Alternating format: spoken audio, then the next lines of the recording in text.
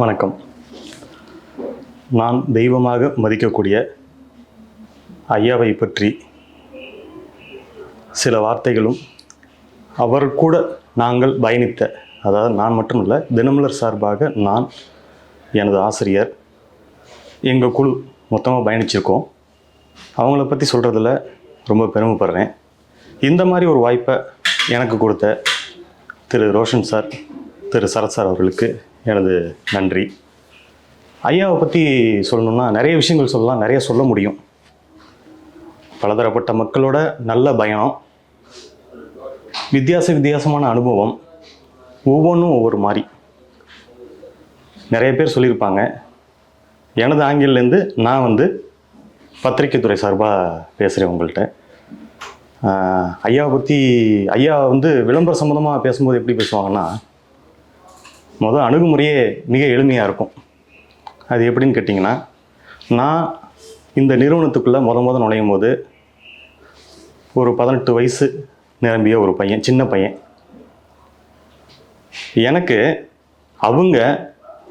எனக்கு ஆசிரியராக இருந்து நிறையா கற்றுக் கொடுத்துருக்காங்க.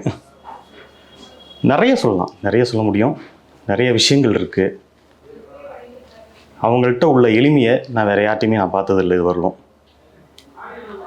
அதாவது உழைப்புன்னு வந்துட்டா, உழைப்புக்கு முக்கியத்துவம் கொடுக்கக்கூடிய, உழைப்பாக மதிக்கக்கூடிய ஒரே நபர் அவர் மட்டும்தான்.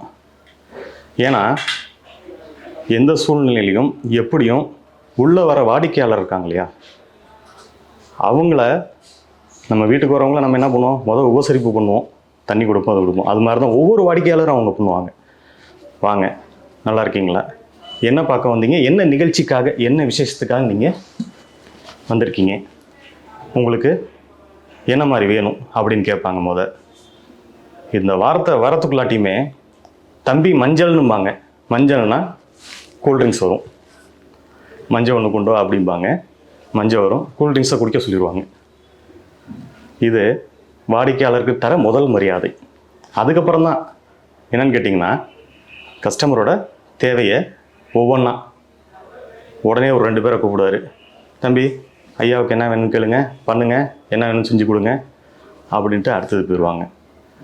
அதுங்களாட்டி ஒரு ரவுண்டு கடையை சுற்றி வந்துடுவாங்க. சுற்றி வந்துட்டு திரும்ப இது பார்த்துட்டிங்களா, எது வேணுமா, இது பிடிச்சிருக்கா அப்படின்னு சொல்லி கேட்பாங்க. அவங்களுடைய வாடிக்கையாளருடைய முகத்தை வச்சே கண்டுபிடிச்சிருவாங்க. அதை வச்சு அவங்களோட தேவை என்ன, அவங்களுக்கு என்ன பண்ணணும் அப்படிங்கிறத சொல்லுவாங்க. நிறைய இது மாதிரி சின்ன சின்ன விஷயங்கள் நிறைய. அது மத்தியான நேரமாக இருந்துச்சுன்னா டக்குன்னு சாப்பிட்டாங்களான்னு கேட்டு சாப்பிட சொல்கிறதும் அவர் தான். நான் எந்த கடையிலையுமே இது மாதிரிலாம் பார்த்ததில்லை. நானும் இங்கே நிறைய கடைகளுக்கு போயிருக்கேன். சின்ன வயசுலேருந்து நிறையா ட்ராவல் பண்ணியிருக்கேன் இந்த கடைகளில், சுற்றி எல்லா இடமும். ஆனால் நிறைய சொல்லுவாங்க, நிறையா கற்றுக் கொடுப்பாங்க. நான் ஆரம்பத்தில் ஒன்றுமே தெரியாத ஒரு சாதாரண பையனாக தான் வந்தேன். விளம்பரம்னா என்னன்னு தெரியாது. என்கிட்ட ஐயா கேட்ட முதல் கேள்வி, விளம்பரம்னா என்னப்பா அப்படின்னாரு. விளம்பரம்னா என்ன அப்படின்னு சொல்லி கேட்டார். நான் சின்ன விடலை பையன் இல்லையா, அதனால் விளம்பரம்னா விளம்பரம் தாங்க, அதில் என்னங்க இருக்குது, நாங்கள் விளம்பரம் போட்டு தர போகிறோம், அது மக்கள்கிட்ட சென்றடைய போகுது, அதை வச்சு. அப்படி இல்லை, விளம்பரம்னா என்னன்னு நான் சொல்கிறேன் உனக்கு அப்படின்னு சொல்லி விளம்பரத்தை பற்றி கற்றுக் கொடுத்தாங்க. விளம்பரங்கிறது நாம் சொல்லக்கூடிய ஒரு கருத்தை தெளிவாகவும் அதையே புரியும்படியும், என்னோட ப்ரெசன்ஸ் இதுதான் அப்படிங்கிற சொல்கிற விஷயந்தான்ப்பா விளம்பரம். நீ அதை பிரிண்ட் பண்ணி பப்ளிஷ் பண்ணி அதுக்கப்புறம் அது வாடிக்கையாளர் பார்ப்பாங்க. நான் கொடுக்கக்கூடிய ஒரு விளம்பரத்தில் சாதாரண பாமர மக்களுக்கும் புரிகிற மாதிரி தெளிவாக கொடுக்கணும். நான் சொல்லுவேன் ஐயாட்ட, என்னங்க இவ்வளோ வளன்னு இப்போ இவ்வளோ மேட்டர் கொடுக்குறீங்க, இதெல்லாம் எப்படி பண்ணுறது அப்படிம்பாரு. பாராளும் வேந்தலும் பாராளுகின்ற வேந்தனும் பாட்டாளி மக்களும் ஒரே மாதிரி வர கடை இது. யார் வேணாலும் வரலாம், யார் வேணாலும் ஜவுளி எடுக்கலாம், அவங்களோட தேவையை நாம் பூர்த்தி பண்ணணும். அப்போ சாதாரண ஆளுக்கு கூட என்னுடைய விளம்பரம் புரியணும், புரிஞ்சாதான் அவன் கடைக்குள்ளே வருவான் அப்படிம்பாரு. அதையும் நான் கூட வருவாங்கிறவன்னு சொல்கிறேன். ஐயா அந்த மாதிரிலாம் சொல்ல மாட்டாங்க, வருவாங்க.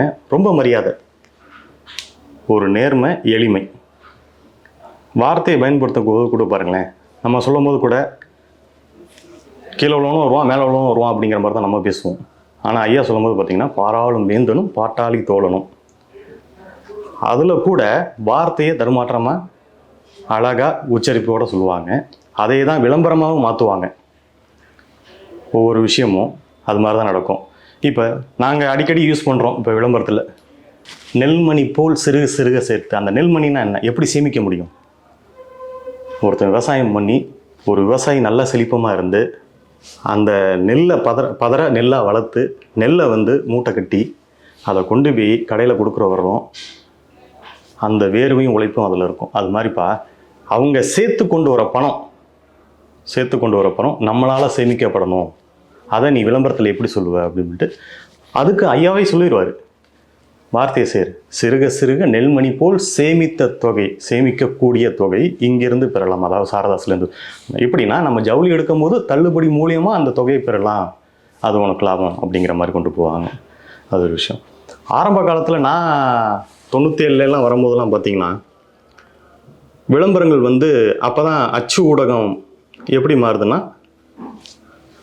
பிரிண்டிங், அதாவது அச்சு கோக்கிறதுலேருந்து புதுசாக மாறுது பிரிண்டிங்க்கு, லித்தோஸ் மாதிரி.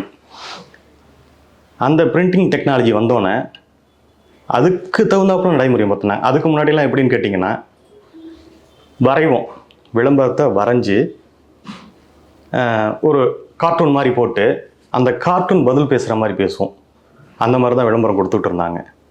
அதுலேயும் பார்த்திங்கன்னா, அந்த கார்ட்டூன் மனிதனாக இருந்து என்ன பேசுமோ அதை பேப்பரில் பேச வைப்பாங்க. அந்த மாதிரி வார்த்தைகள் பயன்படுத்துவாங்க.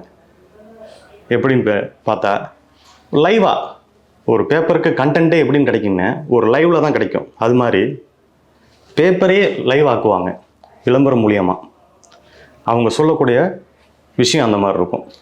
பொதுவாக கடைகளில் எல்லாரும் ஒரு இடத்துல போய் உட்காந்துட்டு வேலை பார்ப்பாங்க, வேலையாட்கள் அதுக்குன்னு இருப்பாங்க. ஆனால் ஐயா அப்படி இல்லை. ஒவ்வொரு கவுண்டர்லேயும் போய் நின்று அதை என்னான்னு பார்த்து அதை பண்ணுவாங்க. அதே மாதிரி வாடிக்கையாளர் கூட வாடிக்கையாளராகவே நிற்பார். வாடிக்கையாளர்கிட்டேருந்து கண்டென்ட் எடுப்பாங்க. இப்போ நான் ஒரு வாடிக்கையாளரை உள்ளே நிற்கிறேன்னு வச்சுங்க, நான் சொல்லுவேன், இந்த ட்ரெஸ்ஸு இங்கே இருக்குது, பட்டு ஆனால் இதோட கலெக்ஷன் கம்மியாக இருக்க மாதிரி இருக்கும். அந்த கண்டென்ட்டை வாங்கிட்டு உடனே அடுத்து என்ன செய்யணும்னு சொல்லிட்டு அந்த கலெக்ஷனை கொண்டு வருவாங்க. அதே மாதிரி நம்ம கல்யாணம் வச்ச போகிறோம், கல்யாணத்துக்கு முன்கூட்டியே எடுக்கணும், அதெல்லாம் நம்ம செய்யணும் அப்படிம்பாங்க. அப்போ அந்த விஷயத்தை எப்படி யோசிப்பாங்கன்னா, ஐயா, அப்போ இவங்க முன்கூட்டியே தீர்மானிக்கிறாங்க, அந்த அட்வான்ஸாக போகிறவங்களுக்கு நம்ம இன்னும் அட்வான்ஸாக கொடுக்கணும் அப்படின்னு சொல்லி யோசிப்பாங்க. அதே மாதிரி துணிகள்லையும் சரி, நின்று பார்த்து ஒவ்வொரு துணியும் கையில் பிடிச்சி பார்த்து அதோட தரத்தையும் இதையும் கரெக்டாக சொல்லுவாங்க. அதை வச்சே வர வாடிக்கையாளருக்கு சர்வீஸும் பண்ணுவாங்க. அந்த மாதிரி தான் ஒரு சூழ்நிலையில் அவர் கடைக்குள்ளே உள்ளே ட்ராவல் ஆகிட்டு இருக்காங்க. அதாவது வாடிக்கையாளர் போயிட்டுருக்காங்க. அப்போ ஒரு வாடிக்கையாளர் சொல்கிறாங்க, இந்த சாரதாஸ் நிறுவனத்தில் ஏகப்பட்ட பேர் மூர்த்த ஜவுளி எடுக்கிறத பார்த்தா மிகப்பெரிய ஒரு கல்யாண மண்டபத்தில் நடக்கிற 100 கல்யாணம் போல் காட்சி அளிக்குதுன்னு சொல்லி வாடிக்கையாளர் பேசுவாங்க. நாங்கள் அதையே கண்டென்ட் ஆக்கணும். ஐயா சொன்னாங்க, பாருப்பா இப்படிலாம் சொல்கிறாங்கப்பா அப்படிம்பாங்க. அதே மாதிரி சிறுவர் முதல் பெரியவர் வரை என்ன தேவையோ அதை கண்டென்ட்டு அவங்கள்ட்டேருந்து எடுப்பாங்க. இப்போ நான் ஆரம்ப காலத்தில் அச்சு கோக்கிறதுல வரைபடமாக வரைஞ்சி நாங்கள் தகவலை சொல்லுவோம். அதுக்கு முன்னாடிலாம் பார்த்திங்கன்னா, வாடிக்கையாளர்கிட்ட பத்திரிக்கை வாங்குவோம். திருமண பத்திரிக்கையை வாங்கி திருமண பத்திரிக்கையில் உள்ள மணமகன் மணமகள் பேரை குறிப்பிட்டு அவங்களுக்கு பெருமை சேர்க்குற விதமாக அவங்க கல்யாணமும் நடந்திருக்கு அப்படிங்கிறது பேப்பரில் தெரிகிற மாதிரி அதையே விளம்பரமாக்கும். ஃபுல் பேஜ் போடுவோம். அதில் பார்த்திங்கன்னா எத்தனை மண்டபத்தில் என்னென்ன கல்யாணம் நடக்குது அப்படிங்கிறது போடும். இதனால் பயன் என்னன்னு கேட்டிங்கன்னா, இந்த சாரதாஸ் நிறுவனத்துக்கு மட்டும் பயன் இல்லை, திருமண மண்டபக்காரங்களுக்கு அது ஒரு விளம்பரம் ஆயிடுது, திருமண டெக்கரேஷன் பண்ணுறவங்களுக்கு அது ஒரு விளம்பரம் ஆயிடுது, அதை தாண்டி வெளியில் உள்ள மேலதாள இவங்களுக்கு ஒரு விளம்பரம் ஆயிடுது, அதையும் தாண்டி உறவினர்கள் எல்லாருக்குமே ஒரு தகவலாக பரிமாறிடுது. 5வதா மணமகன் மணமகள் சந்தோஷமாகறாங்க. ஒரு சின்ன விளம்பரம் ஐயாவோட யோசனையில் ஒரு மிகப்பெரிய ஒரு நிகழ்வாக பறந்து விடுது. தான் மட்டும் இருக்கக்கூடாது, தன்னை சார்ந்தவங்களும் வளர வேண்டும் நினைக்கக்கூடிய ஒரே ஆள் ஒரு மட்டும்தான். எப்பயுமே விஷயங்கள் அடுத்தவர்களை பாதிப்படையாமல் இருக்க வேணுங்கிறதுல தெளிவாக இருப்பாங்க. வார்த்தைகளும் அதே மாதிரியே பயன்படுத்துவாங்க. இந்த பத்திரிகை விளம்பரம் அது கிட்டத்தட்ட பார்த்தீங்கன்னா பக்கம் பக்கமாக வரும். எனக்கு தெரிஞ்ச நான் சேர்ந்த புதுசில் 3 பக்கம் கூட அந்த மாதிரி போட்டிருக்கோம். 3 ஃபுல் பேஜ், மணமகள் பேர், மணமகன் பேர், அவங்க பேர், மண்டபம் பேர் எல்லாமே வரும். இது மிகப்பெரிய இதுன்னு. அதை தாண்டி அதுக்கப்புறம் எப்படி மாறினோம்னா, பிரிண்டிங் லைன் அச்சு தொழிலேருந்து, அதாவது கோக்குறதுலேருந்து லித்தோஸ்க்கு மாறும்போது டெக்னாலஜி வளருது. அப்போ முதல் முறையாக, ஏன்பா நீ பிளாக் அண்ட் ஒயிட்லேயே போட்டுக்கிட்டு இருக்க, கலருக்கு மாறலாமே, உங்கள் முதலாளிகிட்ட சொல்லேன், கலர் போட்டால் இன்னும் நல்லா இருக்கும்ல அப்படின்னாங்க. நல்ல ஐடியா தாங்க ஐயா, நான் கண்டிப்பாக சொல்கிறேன் அப்படின்னு சொல்லி, அப்போ தான் முதல் முறையாக ஐயாவோட ஐடியாவால் என்ன பண்ணுறாங்கன்னா, சிங்கிள் கலருங்கிற சொல்லக்கூடிய ஒரு சின்ன மெஜந்தா அப்படிங்கிற கலரை எங்கள் முதலாளி பண்ணித்தரலாம் அப்படின்னாங்க. அப்போ தான் முதலாக இன்றைக்கி சாரதாஸ் நம்ம லோகோ வச்சுருக்கோம்ல ரெட் கலரில், அதை வந்து அன்றைக்கி மெஜந்தாவில் வரும் அழகாக. அப்படியே எப்படி சொல்கிறது, அந்த கண்டென்ட்டுக்கு என்ன ஹைலைட் பண்ணணுமோ அதை மெஜந்தாலையும் நம்ம நிறுவனத்து பேரையும். ஐயா எப்பயுமே வழக்கமாக சொல்லுவாங்க, என்ன சொல்லுவாங்கன்னா, பேப்பராக இருந்தால் முகமாக இருந்தால் பொட்டு நானாக இருக்கணும், பேப்பராக இருந்தால் முதல் பக்கம் நானாக இருக்கணும் அப்படிம்பாங்க. முகத்துக்கு பொட்டு எப்படியோ அதே மாதிரி பேப்பருக்கு முதல் பக்கம் நான்பாங்க. அதே மாதிரி ஒவ்வொரு வாடிக்கையாளருக்கும் தகுந்தாப்பில், இப்போ எனக்கு தச்சு போட தான் பிடிக்கும்னா அதுக்கு தகுந்தாப்பில் கொடுப்பாங்க. ஒருத்தருக்கு ரெடிமேட் தான் பிடிக்கும்னா அதுக்கு தகுந்தாப்பில் கொடுப்பாங்க.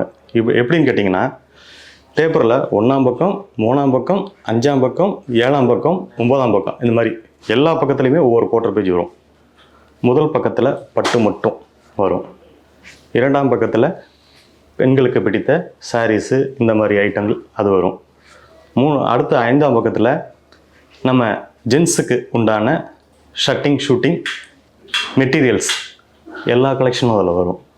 அதுக்கு அடுத்தாப்பில் திரும்பவும் ரெடிமேட் ஐட்டங்கள் அது எல்லாமே வரும்.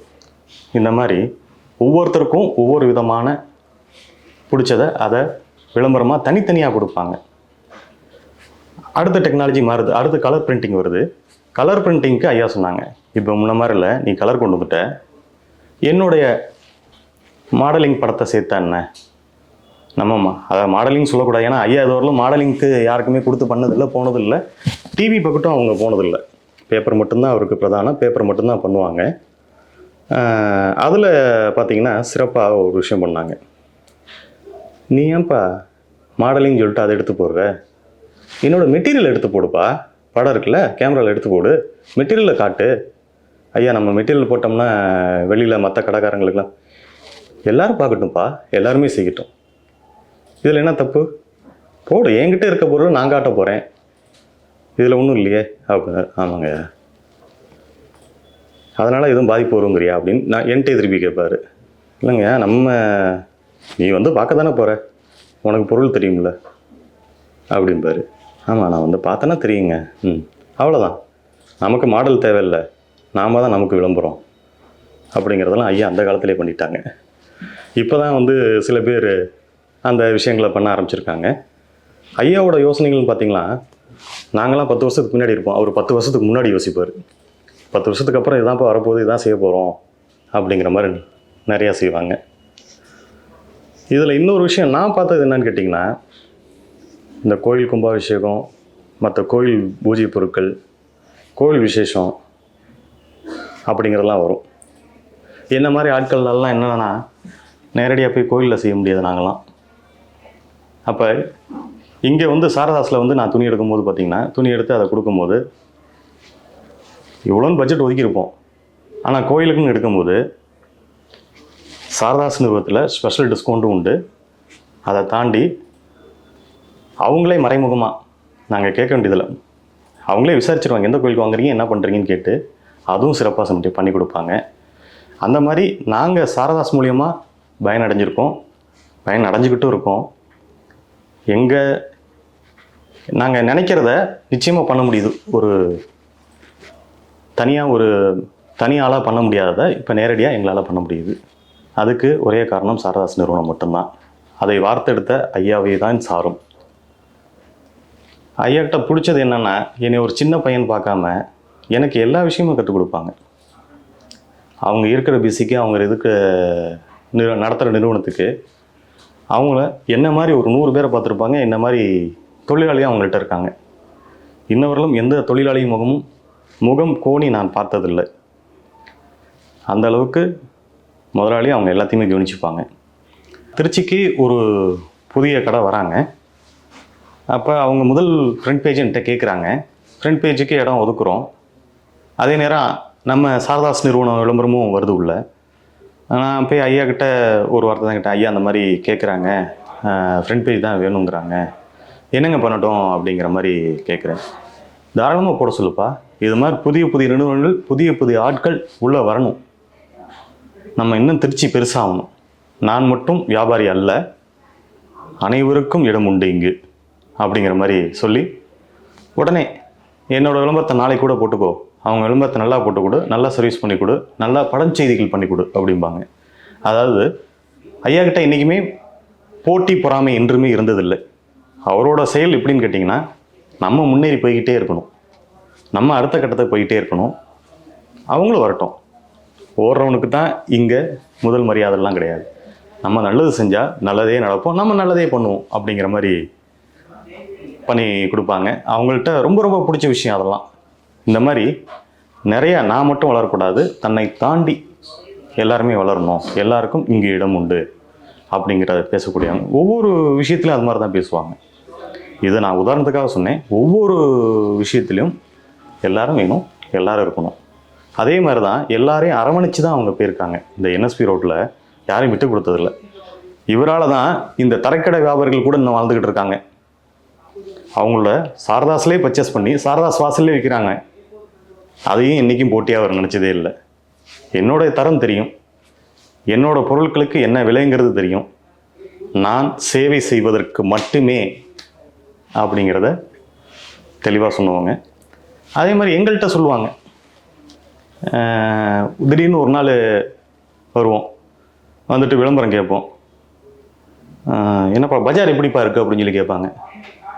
வந்தங்க, கொஞ்சம் கூட்டம் குறைவாக இருக்க மாதிரி இருக்குங்க அப்படிம்பேன். நீ என்ன பண்ணு, உடனே உன்கிட்ட வண்டி இருக்கா அப்படிம்பாங்க. இருக்குது அப்படிம்பேன். நீ வண்டி எடுத்துக்கோ, நேராக தெப்பக்குளத்தை கிராஸ் பண்ணு, அப்புறம் அந்த பக்கத்து டபிள்யூபி ரோடை கிராஸ் பண்ணு, சிங்காரத்தை உள்ளவா, பெரிய கடை வீதி போ, அப்படியே நேராக உள்ள வந்துட்டு மாணிக்க விநாயகரை போய் பாரு அப்படிம்பாரு. சரிங்க, கல்லால் போய் நான் சொன்னேன்னு பணம் வாங்கிக்கோ அப்படிம்பாரு. கல்லால் போய்ட்டு கேட்டோன்னே பணம் கொடுப்பாங்க. வாங்கிட்டு வந்தோன்னே சொல்லுவார், நீ சார்ந்து இருக்கக்கூடிய நிறுவனத்தின் முதலாளி நல்லா இருக்கணும், தினமலர் நல்லா இருக்கணும் அப்படின்னு வேண்டிக்கோ. சரிங்க, ஒரு 5 காய் சதுரக்காய் உடைச்சிடும் அப்படிம்பாரு. சரிங்க, அதை பண்ணிவிட்டு சாரதாஸ் நல்லா இருக்கணும், சாரதாத்தை சுற்றி உள்ள நிறுவனங்கள் நல்லா இருக்கணும் அப்படின்னு சொல்லிட்டு ஒரு 5 தேங்காய், இன்னொரு 5 தேங்காய் வாங்கி உடச்சிட்டு ஊதி எடுத்துகிட்டு வாம்பாங்க. இது யாருமே சொல்லி நான் பார்த்ததில்லை, கேள்விப்பட்டதில்லை. இந்த மாதிரி யாராவது சொல்லுவாங்களா? இது விளம்பரத்துக்காக சொல்லப்படுற விஷயம் இல்லை, அதை தாண்டி உள்ளேருந்து ஆத்மார்த்தமாக சொல்லக்கூடிய விஷயம். இதை யாராலுமே சொல்ல முடியாது நிச்சயமாக. நான் எவ்வளோ பேர் பார்த்துருக்கேன். நான் திருச்சி எடிஷனில் ஒரு 8 மாவட்டம் 10 மாவட்டம் இங்கேருந்து கவர் பண்ணுறோம். 10 மாவட்டம்னா டெல்டா மாவட்டங்களும் சேர்த்து தஞ்சாவூர், திருவாரூர், நாகப்பட்டினம், காரைக்கால், மயிலாடுதுறை, இந்த போய்ட்டு திருச்சி, கரூர், பெரம்பலூர், அரியலூர் எல்லா இடத்துக்கும் சுற்றியிருக்கேன். மிக மிக பெரிய முதலாளிகள்லாம் பார்த்துருக்கேன். அவங்க கூடயும் பேச வாய்ப்பு கிடைச்சிருக்கு, இருந்திருக்கும்.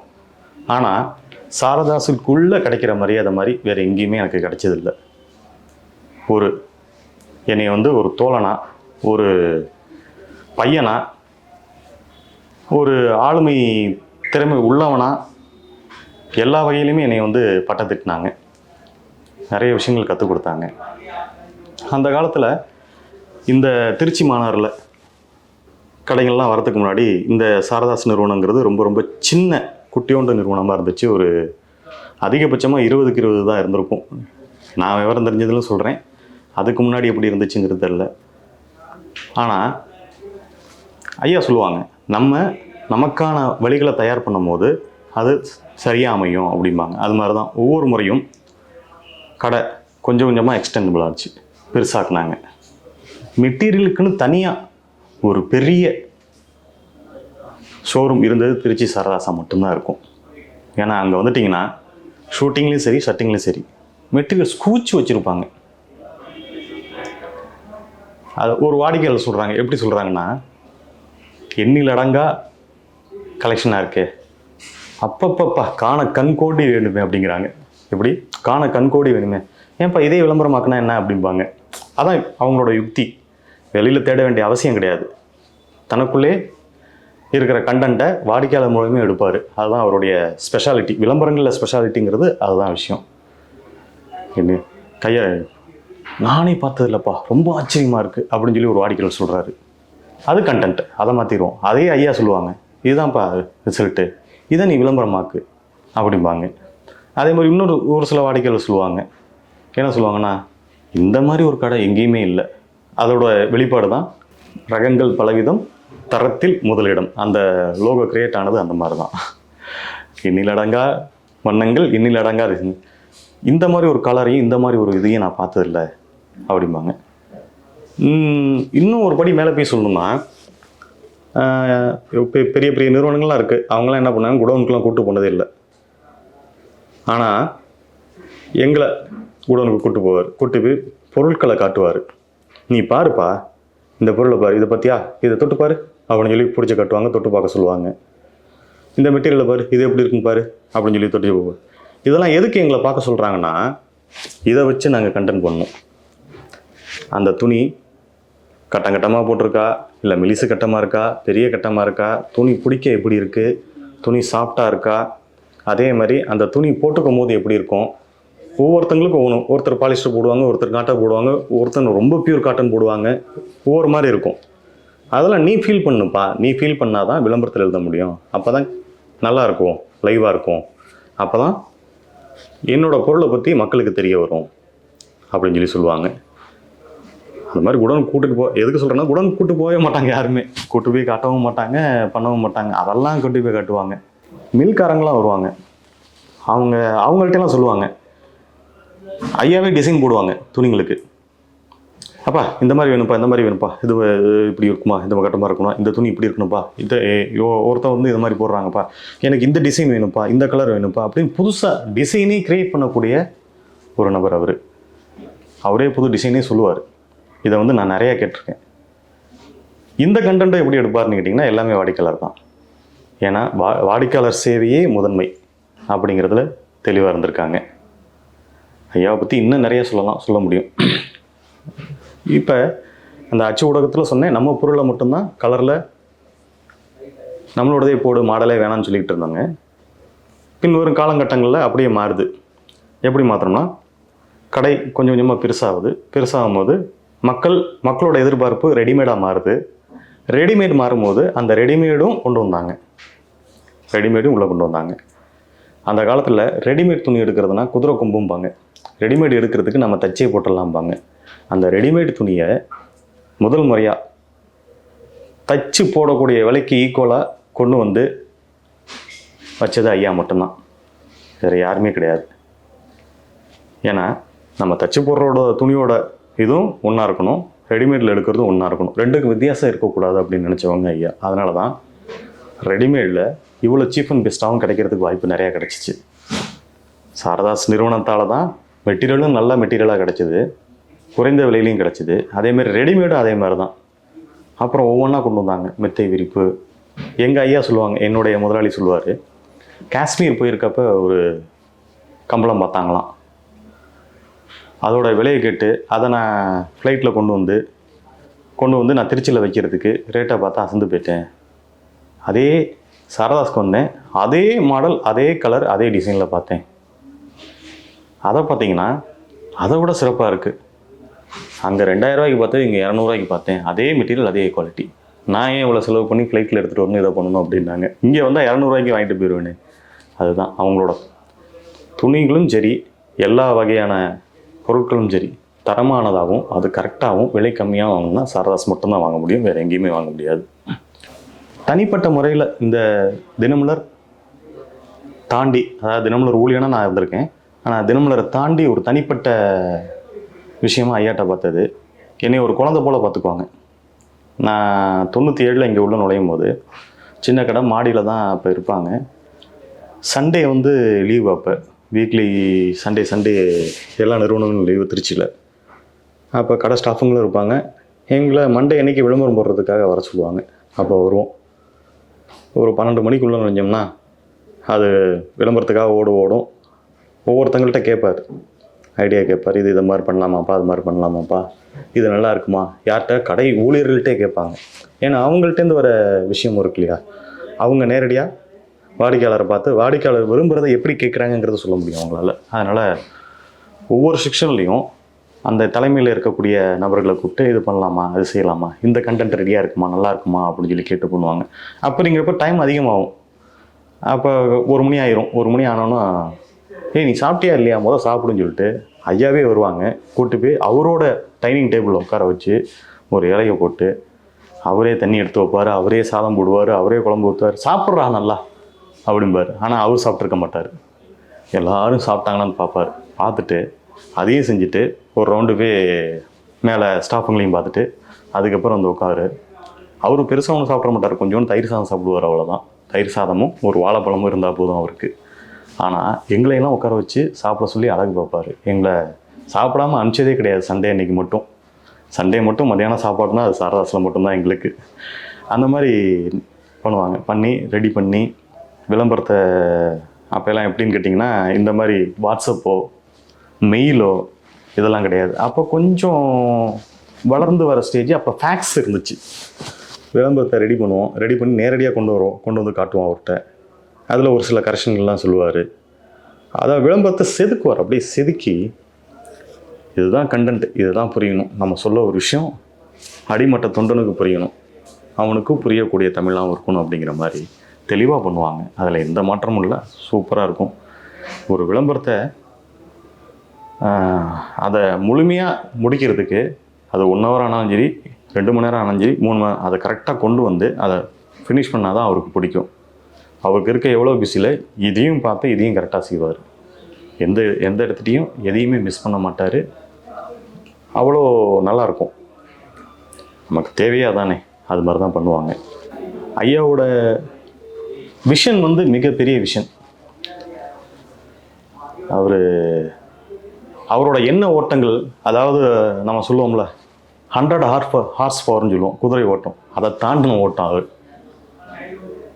அப்படியே ஒவ்வொரு விஷயத்துலேயும் அவரோட விஷன் மிக மிக மிக மிக ரொம்ப ஆழமாகவும் பின்வரும் காலங்களுக்கு அது பயனுள்ளதாகவும் இருக்கணும்னு நினைப்பார். நான் நிறைய விஷயங்கள் பார்த்துருக்கேன். இப்போ கோயிலுக்கு போனோம்னு வச்சுக்கலேன், சமயபுரமே போகிறேன். சமயபுரத்தில் ஆரம்பத்தில் பார்க்கும்போது வெளியில் ராஜகோபுரத்தில் இருந்து பார்த்தா அம்மன் தெரியாது. ஆனால் இன்றைக்கி போய் நின்று பார்த்தீங்கன்னா அம்மன் தெரியும். இந்த கோயில் கும்பாபிஷேகம் நடக்கல, அப்போ நாங்கள் அவர் கூட எல்லாம் ஒர்க் பண்ணுறோம். நான் ரோட்டில் நின்று பார்த்தா மகமாய் தெரியும்ப்பா அப்படிம்பார். அந்த மாதிரி ஒவ்வொரு விஷயத்தையும் பின்வரும் நபர்களுக்காகவே, பின்வரும் காலங்களுக்காகவே செயல்படுத்தினார் அப்படின்னு சொல்கிறது ரொம்ப மிகையான விஷயந்தான். ஆனால் நிச்சயமாக அது ஒவ்வொரு விஷயத்தில் என்னோடய பார்வை இந்த மாதிரி கோயிலில் மட்டும் சொல்கிறேன். இதை தாண்டி துணிகளில் இருக்குது, இதை தாண்டி என்எஸ்பி ரோட்டில் இருக்குது, இதை தாண்டி வெளி உலக மக்களுக்கு இருக்குது. எல்லாத்தையும் ரொம்ப அருமையாக யோசித்து செய்யக்கூடிய மிகப்பெரிய மகான் அவர். அது மாதிரி தான். இப்போ என்னென்னா, எங்களோட ஆங்கிளில் நாங்கள் துணியை எப்படி பார்க்குறோம், துணியை என்ன பண்ண போகிறோம் அப்படிங்கிறதெல்லாம் தெரிஞ்சுக்கணுங்கிறதுக்காக என்ன பண்ணுவாங்கன்னா, ஒரு நாள் கூப்பிட்டு, ஏப்பா ஒரு 2 நாள் வெளியூர் போகிற மாதிரி இருக்கும் அப்படிம்பாங்க. சரிங்க, எங்கெங்கே போகிறோம்? பர்ச்சேஸ் டீம் வருவாங்க, வந்துட்டு இவரை கூட்டிகிட்டு போய்ட்டு வாங்க அப்படிம்பாங்க. நாங்கள் என்ன பண்ணுவோம், பர்ச்சேஸ் டீமோட இந்த போய்ட்டு ஈரோடு, இந்த போய்ட்டு காஞ்சிபுரம், இந்த மாதிரி இங்கே லோக்கலில் இருக்க ஊருங்களுக்கு போய்ட்டு வருவோம். அங்கே போய் எப்படி துணி தயாராகுது, அவங்கள்ட்ட எப்படி வாங்குகிறோம், நாம் என்ன பேசுகிறோம், இதெல்லாமே லைவாக எங்களுக்கு ஒரு பாடமாகவே அமைச்சு கொடுத்தாங்க. ஏன்னா நாங்களே தெரிஞ்சுக்கணும், நாங்கள் தெரியாத விஷயத்த எங்களுக்கு தெரிய வைப்பாங்க. என்னென்னா, அவன் என்னப்பா லோக்கல் துணியை வாங்கிட்டு வந்து இதுக்கு பண்ணிடுவாங்க, ரொம்ப கம்மியான விலை கொடுப்பாங்க, துணி நல்லா இருக்காதுன்னு, அந்த இதெல்லாம் உடைக்கணும்ல, அதெல்லாம் வந்து புரியல. அதை நாங்கள் சொன்னால் தான் தெரியும். அதை வந்து பர்ச்சேஸ் எப்படி பண்ணுறாங்க, என்ன மாதிரி ஆட்கள்கிட்டேருந்து வாங்குகிறாங்க, அந்த நெசவு அவங்களுக்கு என்ன பெனிஃபிட் ஆகுது, அவங்க எவ்வளோ விஷயத்தில் இருந்திருக்காங்க, அவங்களோட கஷ்ட நஷ்டங்கள் என்ன அப்படிங்கிறதெல்லாம் எங்களுக்கு புரிய வச்சாங்க. இது எங்கள் பேப்பர் தொழிலுக்கு கண்டென்ட்டாக கூட ஆச்சு. நாங்கள் அவங்கள பற்றி கூட எழுதணும். அந்த மாதிரி ஒவ்வொரு இடத்துலையும் நம்ம இது எல்லாத்தையும் லைவாக பாடமாக தெரிஞ்சு அதை செஞ்சால் நல்லாயிருக்கும் அப்படிங்கிற மாதிரி பேசுவாங்க அவங்க. அது மாதிரி தான் எங்களை ஒவ்வொரு இடத்துக்கும் அனுப்பிவிடுவாங்க. இது யாரும் பண்ண மாட்டாங்க. நான் முதல் சொன்ன விஷயம் கூட ஒன்று, ரெண்டாவது சொன்ன விஷயம் இதெல்லாம் வந்து நேரடியாக லைவாக போய் பார்த்துட்டு வாங்க அப்படின்னு சொல்லி எங்கெங்கெல்லாம் பர்ச்சேஸ் பண்ணுறாங்க, எப்படிலாம் ஜவுளி வருது, தயாரிப்பு இப்படி இருக்குது, அதை எப்படி நம்ம கொண்டு வந்து இந்த நிறுவனத்தில் நம்ம விற்கிறோம், அது எப்படி தள்ளுபடி விலையோட மக்களுக்கு கொடுக்குறோம் அப்படிங்கிற விஷயம் முதற்கொண்டு எங்களுக்கு லைவாக சொல்லி கொடுத்துருக்காங்க. லைவாக நாங்கள் பார்த்துருக்கோம். அவங்க அனுப்பிச்சுட்டு அதை செஞ்சனால நாங்கள் அந்த விஷயத்த தெரிஞ்சுக்கிட்டோம். நம்ம இப்போ சாரதாஸில் எடுக்கிற ஜவுளிகள் எதாக இருக்கட்டும், அது நம்ம எல்லா வகையான துணிகளும் எடுப்போம். இதில் குழந்தைகள் முதல் பெரியவர்கள் வரை எல்லாருக்கும் தேவையானது எல்லாமே இருக்குது. அதே மாதிரி நம்ம தெய்வங்களுக்கு படைக்கக்கூடிய துணிகளும் நிறையா இருக்குது. உங்களுக்கு தெரியும், இந்த நிறுவனம் சேவைக்காக மட்டுமே செயல்பட்டுக்கிட்டு இருக்குது. அதில் ஊழியர்களோட சேவை தேவை ரெண்டுமே அடங்கியிருக்கு. மக்களுடைய தேவையும் அடங்கியிருக்கு. ஆமாம், நம்ம இங்கே ஜவுளி எடுக்கிறோம். ஜவுளி எடுக்கிறது எப்படின்னு கேட்டிங்கன்னா, இங்கே கொடுக்குறது கோயில் கொடுக்குற மாதிரி. இங்கே நம்ம என்ன செலவு பண்ணுறோமோ அது நிச்சயமாக கோயில் கொடுக்குற மாதிரி தான் நான் நினைப்பேன். அவங்க எவ்வளவோ கோயிலுக்கு பண்ணுறாங்க. நான் ஜவுளி எடுப்பதன் மூலம் இவங்களால ஏதோ ஒரு கோயிலுக்கு, ஏதோ ஒன்றும் இல்லை, இவங்க நிறைய கோயில் செய்கிறாங்க. அதோட பயன் வந்து என் மூலமாகவும் அந்த கோயிலுக்கு சென்றடையுங்கிறத நான் ரொம்ப பெருமையாக சொல்லிக்கிறேன், பெருமையும் படுறேன். எனக்கு சாரதாஸில் ஜவுளி எடுப்பதால், நான் எடுப்பதால் என்னுடைய கோயிலுக்கு செய்ய வேண்டிய சிறு பங்கும் செல்வதாகவே நினைக்கிறேன். அது அப்படித்தான் இருக்கிறது. இங்கு எடுப்பது கோயிலுக்கு சேர்கிறது.